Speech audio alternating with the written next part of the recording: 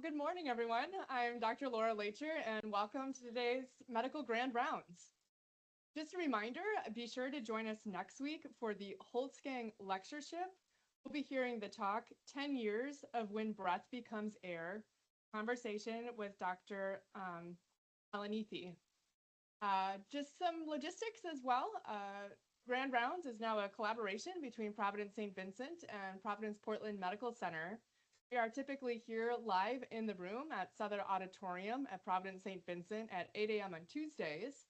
Grand Rounds is sometimes live at noon, also on Tuesdays at Providence Portland Medical Center. Welcome to all of you joining us online through Teams Live. You can always earn CME credit by being here live in the room, by watching live virtual, or by watching a recording of the event. If you look at each week's Grand Rounds invite, it will let you know when and where we're meeting, and it will also have the link to go to a recording of the session. I'll be monitoring the Q&A throughout today's presentation, so for those of you online, feel free to post any comments or any questions.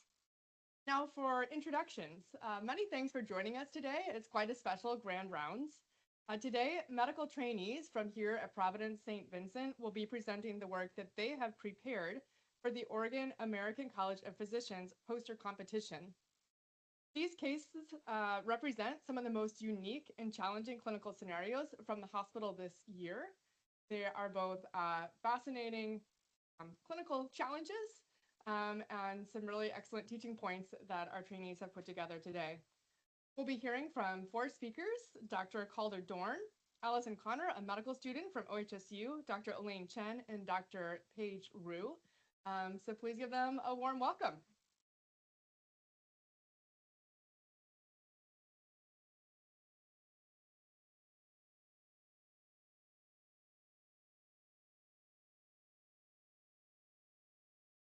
Can do. Okay. Can everyone hear me fine? Okay. So as Dr. Lacher said, I'm Dr. Calder Dorn. I'm one of the PGY3s here. Let me pull up my notes.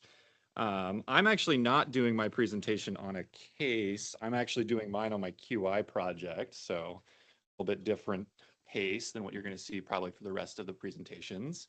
So without further ado, I am presenting my poster presentation called Efficiency RX EMR Training for Residency Wellness. So as we all know, burnout affects roughly 60% of physicians during their careers. In multiple studies, EMR systems have been implicated in contributing to both resident and physician burnout, with many citing poor usability, inbox overload, increased documentation burden, all of which basically culminates in increased after-hours time. At Providence St. Vincent's internal medicine residents, 60% of those surveyed actually felt in 2024 that EMR inefficiency contributed to their own feelings of burnout.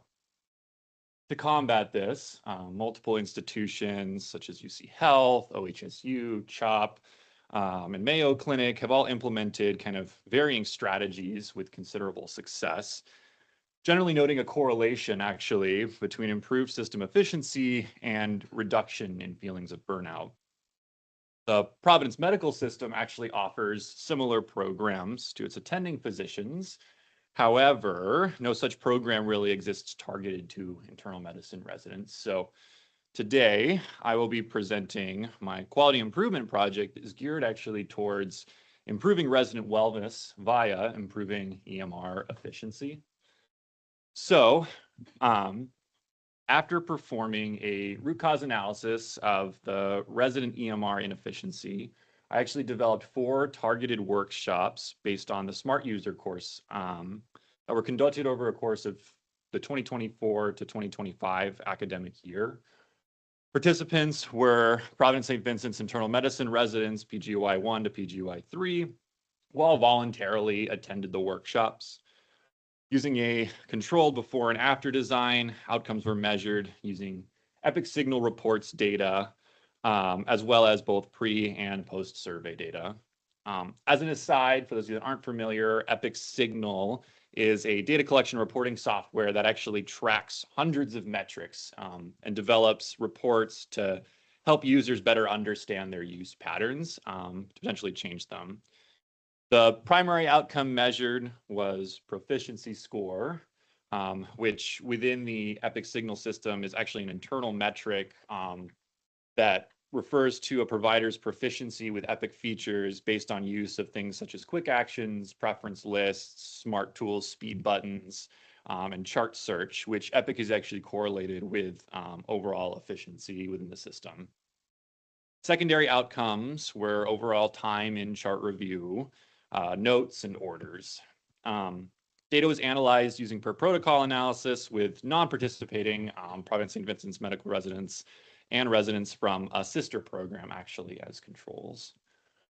Overall, I'll say though the results were actually pretty promising. I'll point to the first being the survey data up at the top, which basically notes that, attendance was roughly 48%, which I would say for residents is actually pretty good attendance.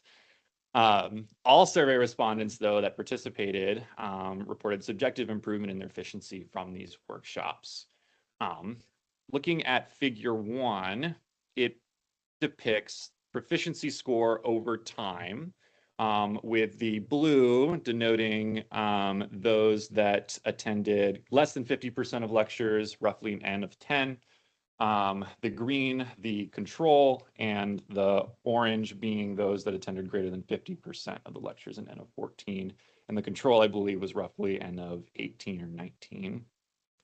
As you can see, there was definite measurable differences in those that attended the workshops greater than 50% of the time and those that didn't actually attend the workshops compared to the control and those that were less than 50%. When looking at the actual data, those that attended 50% of the sessions actually had a 16% increase in their EPIC proficiency scores, which actually amounts to nearly a full point in the EPIC signal data, compared to those that didn't attend, so 3.1% and a 3.3% increase, and those with lower attendance in the control group respectively, which likely just accounts for increased proficiency with time of just utilizing the system, not necessarily correlated with any sort of formal education. Figure 2 goes a little bit more into the efficiency data, showing both pre and post intervention, cumulative time spent in both the orders activity, the notes activity, as well as the chart review activity. Blue noting that those attended 50% of the workshops had the greatest improvement in all of those activities in terms of time. In the orders category, there was actually about an 87% reduction. In chart review, 6% reduction in time spent, and notes overall 14% in those that attended or had the highest attendance rate of these workshops. So, in summary, I think it's important to note that residents, as we all know, provide a unique opportunity for early burnout reduction strategies. And while studies and programs have previously demonstrated that these programs aimed at improving EMR efficiency in physicians led to reduce burnout, minimal programs actually exist for internal medicine residents. I think my QI project demonstrated that targeted EMR training workshops for IM residents, specifically at Providence St. Vincent's internal medicine residency, led to measurable improvements in EPIC efficiency and proficiency, with higher attendance correlating with greater gains in performance metrics and reduced time spent in documentation tasks. Overall, I think these findings support the value of structured EMR education in enhancing resident workflows and reducing after-hours documentation time as a strategy to potentially mitigate burnout.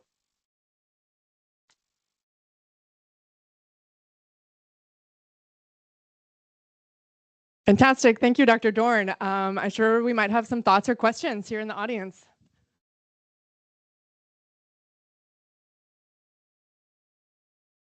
Nice work, Calder. My question has to do with DAX. At what point in your study did DAX roll out, or was it present the whole time? And how do you think that may have sort of skewed your results? Yeah, that's a really good point. I think DAX might have rolled out around the time of workshop 3 or 2, so about midway through, a quarter through the year. The thing is within our program, PGY1s are not allowed to use DAX. And when I actually looked at the adoption of the DAX system amongst PGY2s and PGY3s, I think it was less than 50% at that time. So I don't think that necessarily correlated. I think when I broke down the data by PGY1s, 2s, and 3s, I think the people that stood to gain the most from this were the PGY1s and 2s that I think were utilizing DAX less. Any other questions here in the room? Okay, thank you, Dr. Dorn.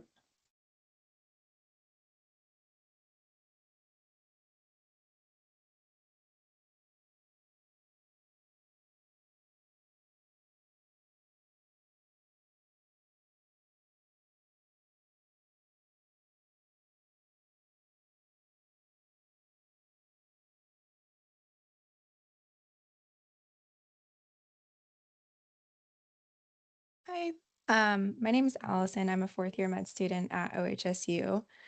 I have this vignette here today primarily because this is a little bit of a collaboration between OHSU and St. V's, since this patient I saw while I was here rotating on the cardiology service at St. V's.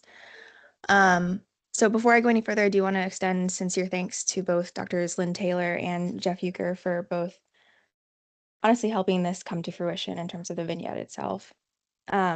So as you may be able to guess, this has to do with supplement use based on the title, which is something that is increasingly common in the United States, with nearly 60% of American adults disclosing use according to 2021 NHANES data.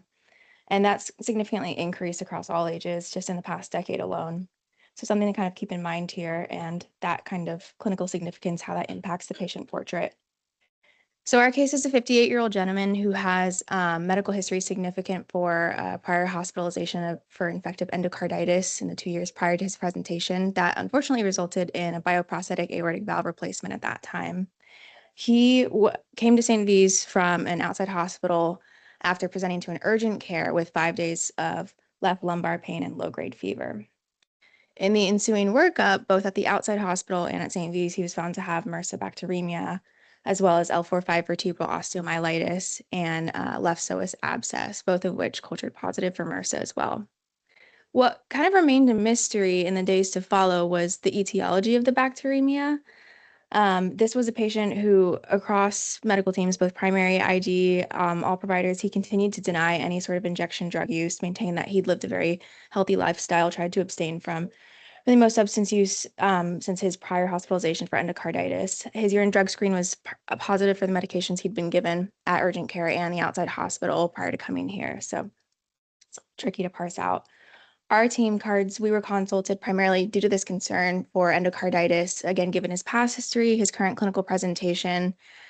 He had a TTE performed at that time, but TE had not been performed yet.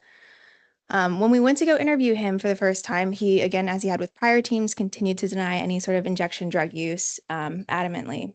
But wanting to dive a little bit deeper and kind of explore any other supplements, any other substances that he could be injecting, we asked about that. And that's when he then disclosed 2 months of bi-daily subcutaneous self-injection of a supplement he'd obtained from the internet. Prime Peptides is the vendor. I've included some of their marketing material here.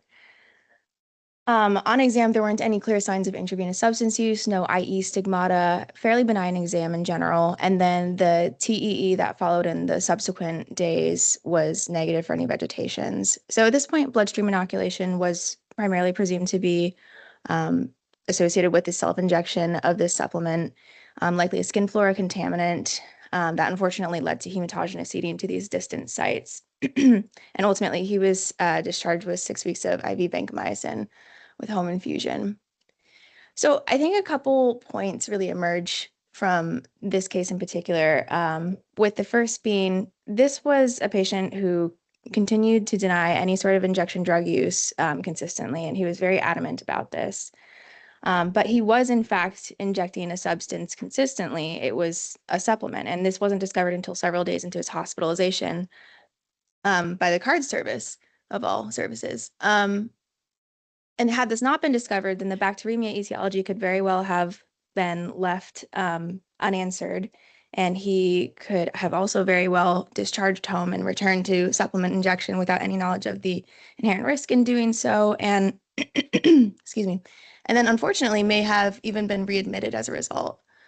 So I think this is really important to place in the broader context of supplement use in general. As I mentioned, it's something that, again, is fairly pervasive in the US, and it's only continued to increase in the past few years. And this is, I think, pretty concerning when thinking about the backdrop of the wild west of the internet, the unparalleled accessibility of supplements in general now, in conjunction with the limited oversight that the FDA can exercise over the supplement industry as a whole. And I've included a screenshot here of the violations letter that the FDA sent to Prime Peptides, primarily addressing several of the violations of the FD&C Act that Prime Peptides has committed with some of their marketing. They take advantage of a research loophole. They actually sell several GLP-1 agonists for research purposes, but some of their materials seem to indicate it actually is for human consumption and clinical treatment, which is a violation. But this is a warning letter here to illustrate a point that Prime Peptides is still able to distribute their products. Even the patient themselves told me that when one website goes down, another one comes back up. It's just slightly differently worded.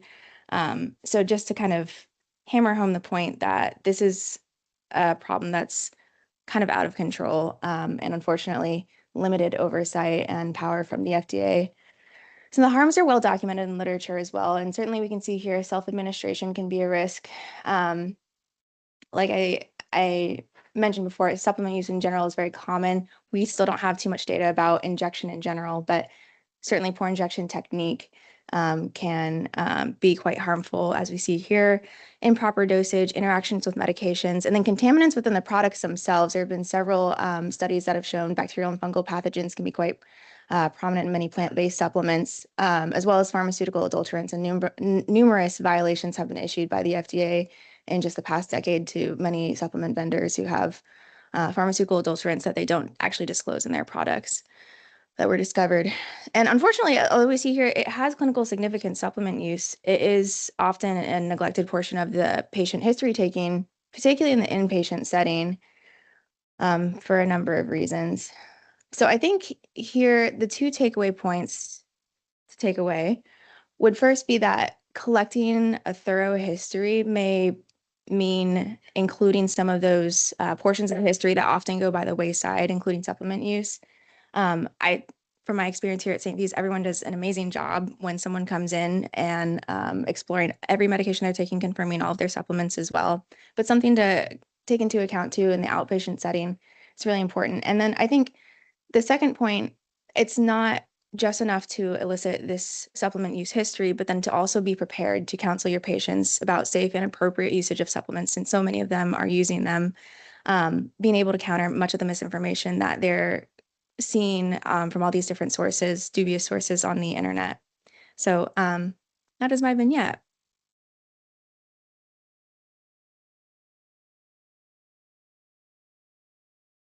Allison, thanks so much for this truly timely case. Feels more relevant than ever, as you note. Any questions here in the room? Allison, that was great and such an important topic.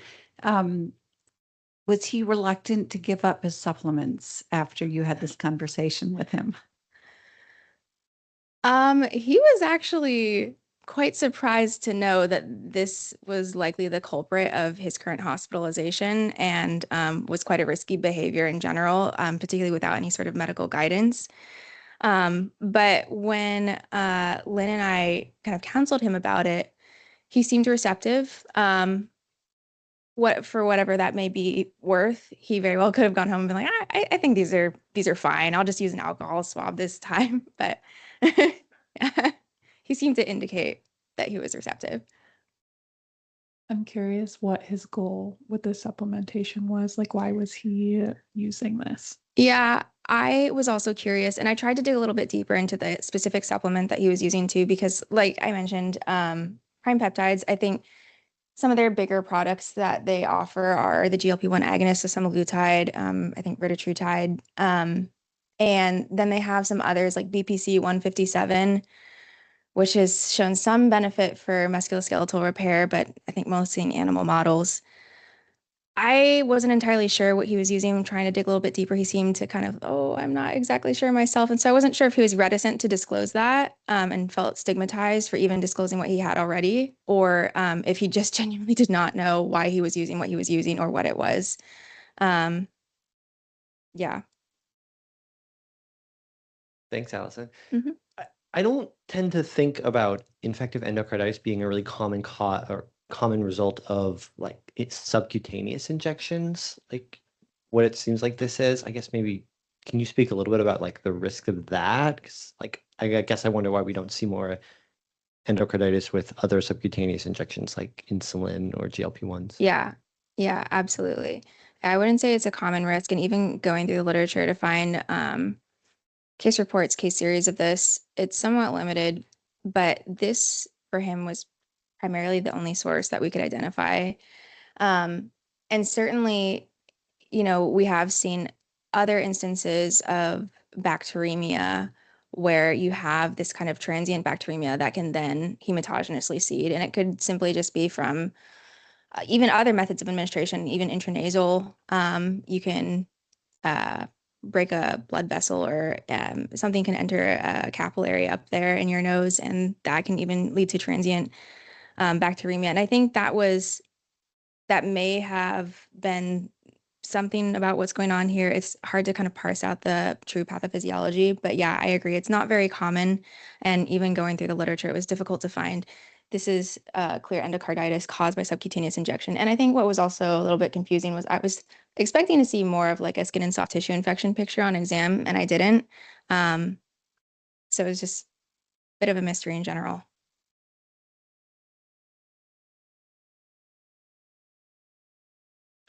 Just in case we're counting cases in our institution, within the last 6 months, our team admitted a woman with severe starvation ketosis after 2 weeks of nausea and vomiting from, I think, was 1 or maybe 2 injections of an over-the-counter GLP-1 agonist that was named Hunger Hush. So, Yikes.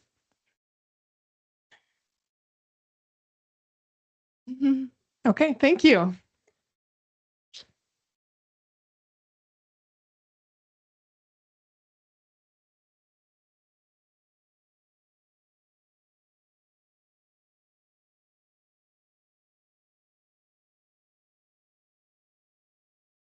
Hi everyone, my name's Elaine. I'm a first year here, and I want to thank Dr. Nelson for working this case with me. So, jumping in, drugs, they're everywhere. We prescribe them every day. We have ones that we like more than others. But how do we know when the drug that we trust is the thing that's causing the patient's illness? Today I want to share a case of bacterium-induced leukocytoclastic vasculitis. It's a mouthful, LCV. So LCV, for orientation purposes, it is a small vessel vasculitis that generally affects the skin. But in 10 to 35% of cases, it can have systemic involvement as well. Classically, it presents as palpable purpura on dependent areas of the body, like the lower extremities.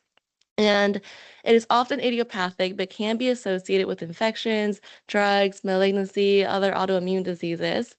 And so, jumping into our case, we have a 53-year-old, otherwise healthy male who initially presented to the urgent care with dysuria. He grew pan-sensitive E. coli and was appropriately treated with Bactrim for 7 days, with resolution of his symptoms. However, 2 days after the course of antibiotics, he came back to the urgent care now with fevers and systemic symptoms.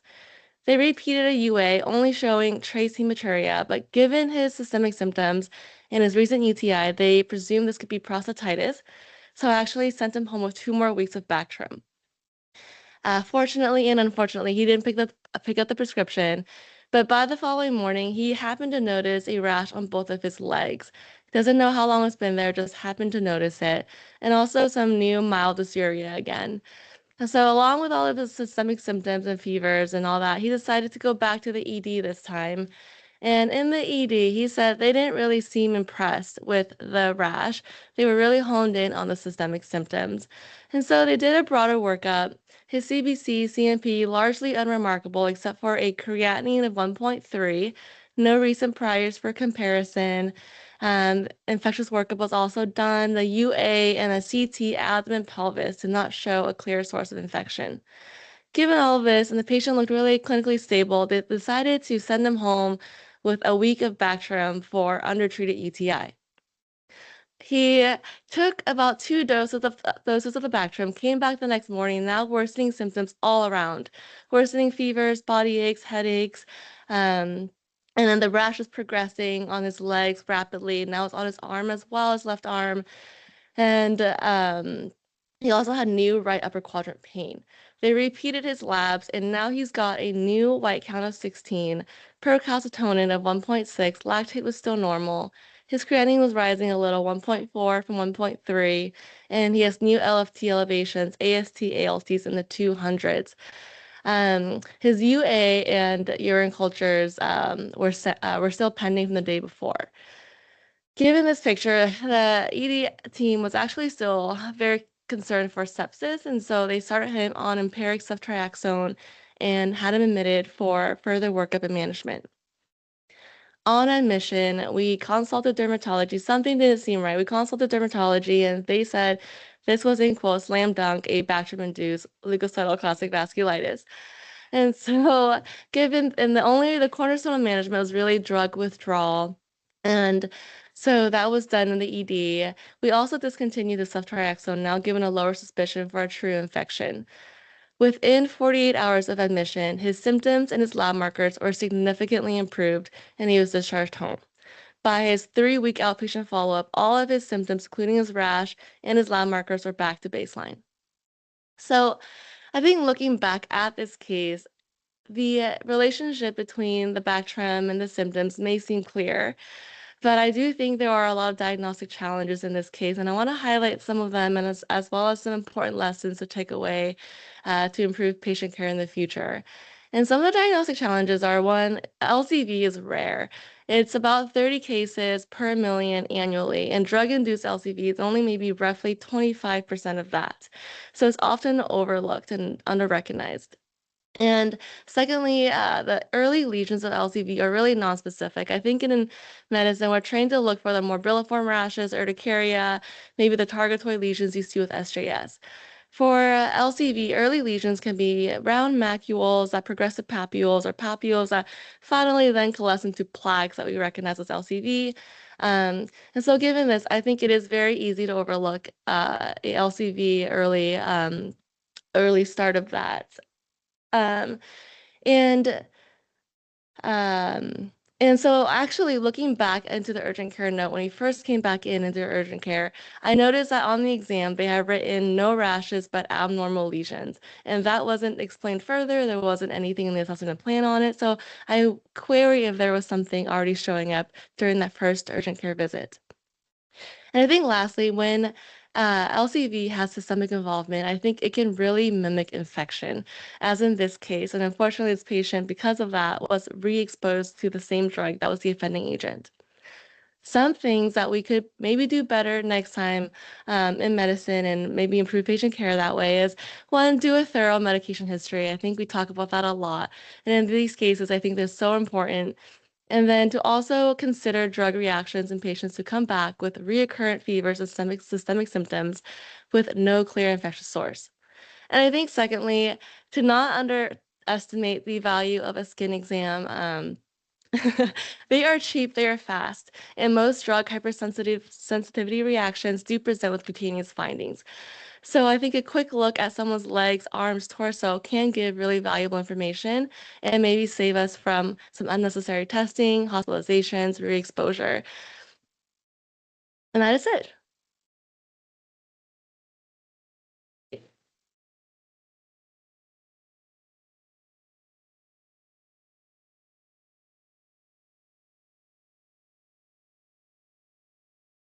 Thank you, Elaine.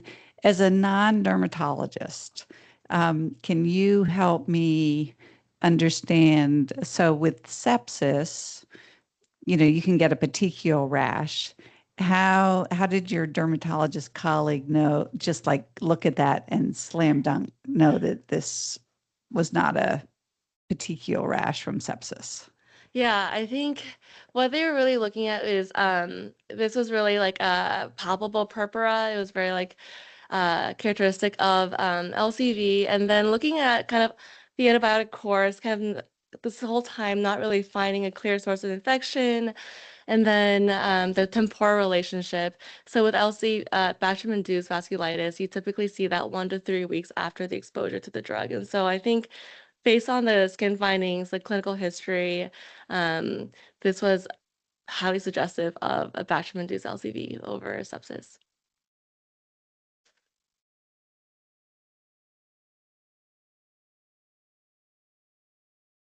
Nice work, Lane. I guess whenever we're seeing rashes in the hospital, in my head, I'm always like to biopsy or not to biopsy.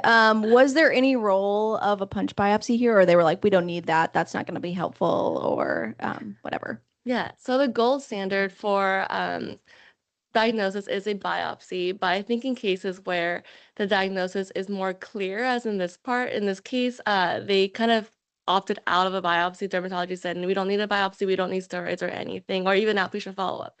And so I think in cases where the etiology is unclear, a biopsy maybe would be more reasonable. Great. Thank you, Dr. Chen.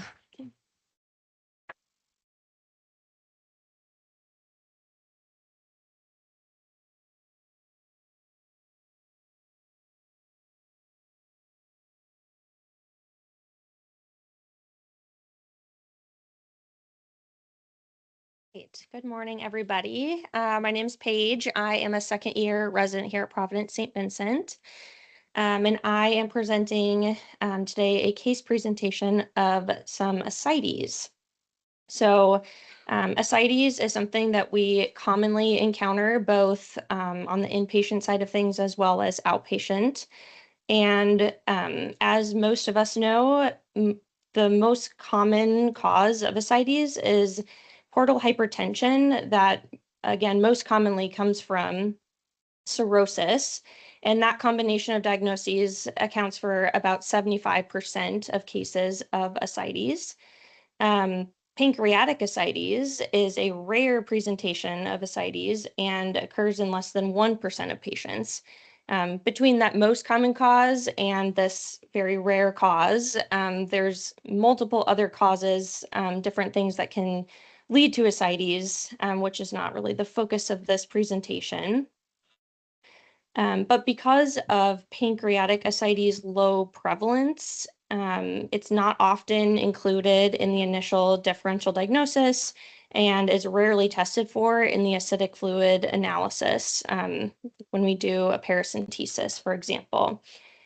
So I will be discussing a case where we kind of considered pancreatic ascites and ultimately confirmed due to the kind of overall clinical picture, despite the initial assumption that portal hypertension and cirrhosis were causing this patient's ascites.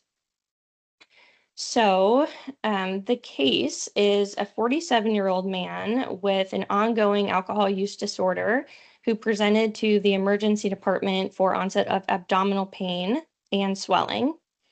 Initially, his workup in the emergency department showed a serum lipase of greater than 1,000, a CT abdomen that showed multiple pancreatic calcifications, a large volume of ascites, and evidence of portal vein thrombosis on the abdominal CT.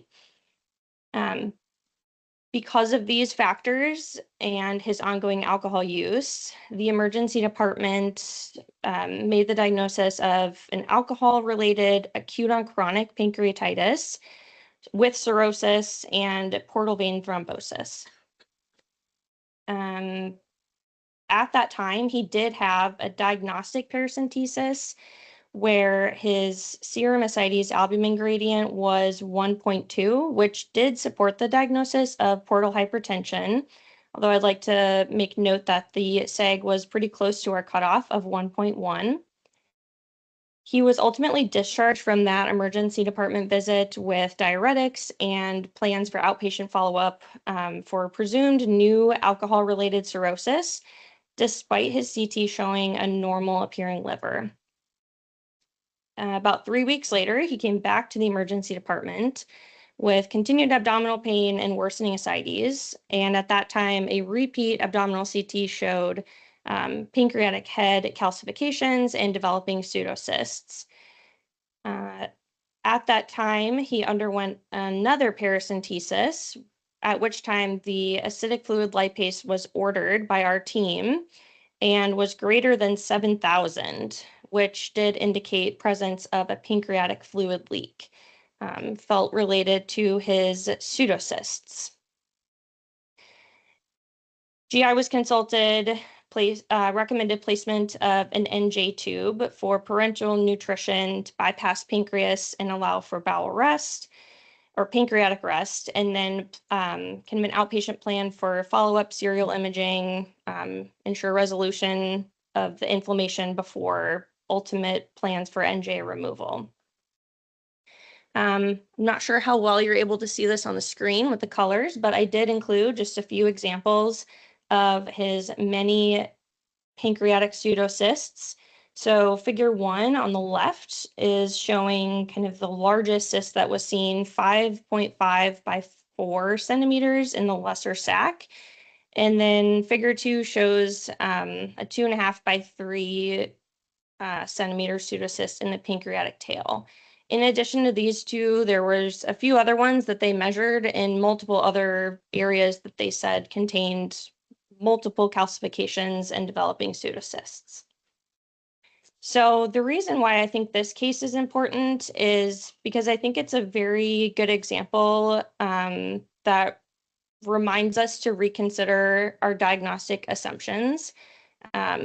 We have all seen many cases of patients presenting with ascites, and because our most common cause is portal hypertension from cirrhosis, it is often the cause, the true cause, and it is often the first thing that we think about. But even though this patient's initial findings of portal vein thrombosis and his seg greater than 1.1 suggested that the ascites was from portal hypertension, his history of chronic alcohol use, the acute on chronic pancreatitis, or his history of chronic alcohol use kind of misled the team to thinking that he had some undiagnosed cirrhosis, which was ultimately causing both the ascites and portal vein thrombosis, as well as the subsequent pancreatitis. But he didn't respond to diuresis and then continued to have the pancreatic findings on imaging despite, at that point, abstinence from alcohol, which caused our team to think about other potential causes of ascites, including the pancreatic leak. And checking a lipase in the acidic fluid was important to ensure that the patient received appropriate treatment. Pancreatic rest would not otherwise have been considered. We wouldn't have needed to place an NJ tube. In fact, even when we were talking with GI before that pancreatic or the acidic lipase came back, they were kind of unimpressed with the pseudocysts, and they kind of agreed with the initial thought from the first ED visit as well. So just getting that lab test and kind of confirming that there was an alternate diagnosis kind of allowed the whole team to think about all of the possibilities.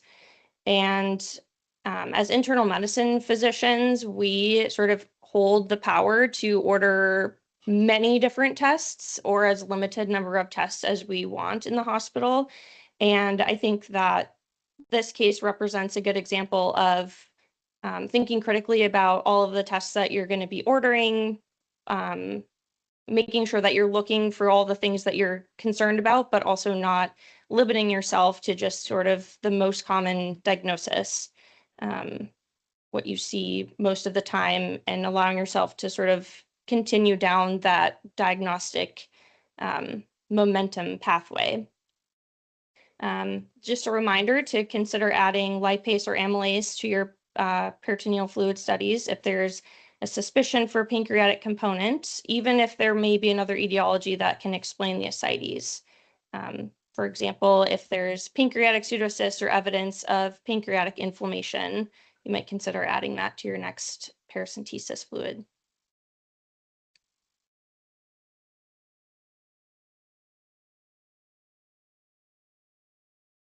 Fantastic. Thank you, Dr. Rue, for your curious and thoughtful care in this case. Great question way up here in the back.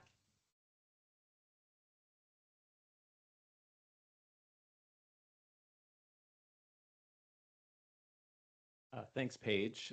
You kind of explained that it must be one diagnosis or the other.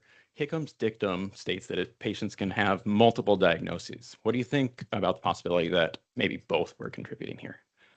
I think that is a very excellent point. And in fact, one of my original titles for this poster was like some wordplay on Hickham's dictum, because I do think there's probably a component of both things at play. I will say that his liver looked normal on the CT scan. And so I think some of the diagnostic pathway that some of the clinicians took was thinking that cirrhosis was sort of causing this all to happen. And I think that's less likely. But the portal vein thrombosis did definitely probably contribute to some portal hypertension and buildup of ascites from that.